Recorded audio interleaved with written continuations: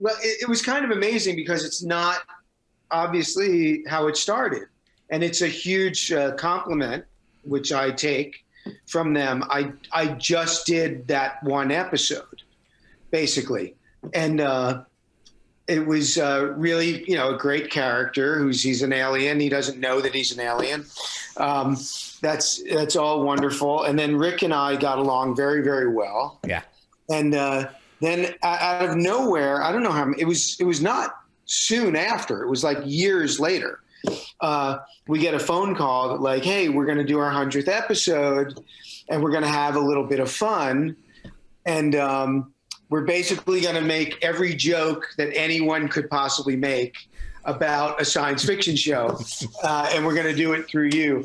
So there's a couple reasons for that. They liked me very much. And I fit in with the crew and the cast very well when I was there the first time. But also they thought it was really funny and perfect that I'm not a sci-fi person.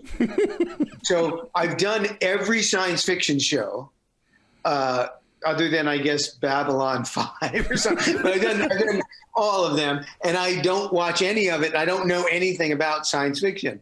When I was a kid, we would go to the Star Trek conventions, but it was really because it was combined with the Planet of the Apes convention. So I was much more interested in Planet of the Apes.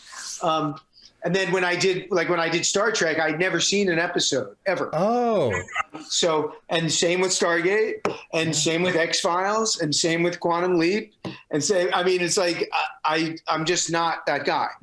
So I think they love that about me, to then have me make these hilarious episodes that they were going to make for their 100th. And then we got the call, years later. The agent calls and says, they love you. They love using you. I'm like, they haven't called in 5 years. What are you talking about? But anyway, it was great. And I don't know if the first one, the Point of No 100th Return, season 4. Yeah, but the 100th episode, Wormhole X-Treme, I guess. Season 5.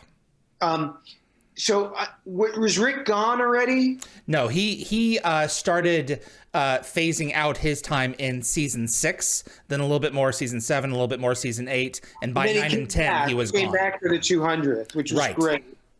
That was really cool, and I got to work with Beau Bridges, who would later join us on White Collar for a little bit. So that the whole experience is great. The crew is amazing. I love shooting in Vancouver. I remember that first episode specifically because I had never shot in Vancouver in the summer. And it was so glorious because the show was really crew and cast friendly as well. And they would shoot until normal, like 6, 7 o'clock at night. Yeah. And then the summer in Vancouver, you have a whole nother day because it doesn't get dark until 10:30 at night. So you could go for a run or a bike ride or a hike up a mountain. And I just thought that was so civilized to shoot in Vancouver when it's not miserable there. Because that's the only other time I had shot there was when it was freezing cold and dark at 3 o'clock in the afternoon. Vancouver has all kinds of sides to it. That it's interesting. You can tell when in the season the show is when they go into the outdoors in the GVRD and are the trees bare or are they covered? Okay, so what planet is this? Well, it's Vancouver in the winter. So I do remember the big event of my first episode.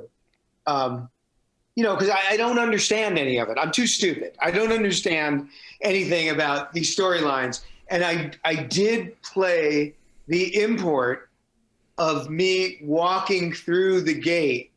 I remember it being such a big deal. And everyone on the crew and oh my God, he's going to walk through the gate. Martin gets to walk through the gate, and it was like the hugest deal. And so I just played that with literally no idea what was going on. You have no idea how many guest performers have been around for so many seasons of that show, multiple series, and have never had a shot of them going through the Stargate. And many of them, it's implied that they're off world, but we don't get to see the scene, and they don't rotoscope them out, you know, or do the in post-production. You got to do it twice. Yeah, I could tell that it was a big deal, and it was of import to the show. And then the other episodes, I knew what they were doing, and I just thought it was terrific to be that open and hilarious and in touch with the fans. Like, I just thought they did an incredible job on those episodes. Like, because, you know, people think that a lot of people think like sci-fi people are like weird and like zombies walking around, like that are not rooted in reality.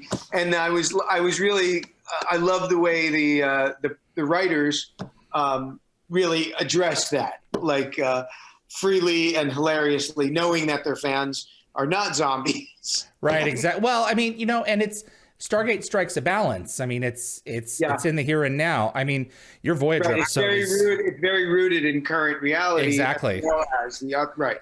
It has the glory of the show, though. You know? Correct. It has the benefit of sending us to another world and allowing us to use a metaphor. I mean, your Voyager episode is one of my favorites. I mean, you may not be a Monaean living underneath an ocean planet, but you know, in this circumstance, it was a chance to tell a story about a group of people who left their world to try and go get help, and ended up, you know, being deserters. So well, I mean, we see the consequences of that. I think what's interesting, I was just writing about this, and I'm writing a book about everything.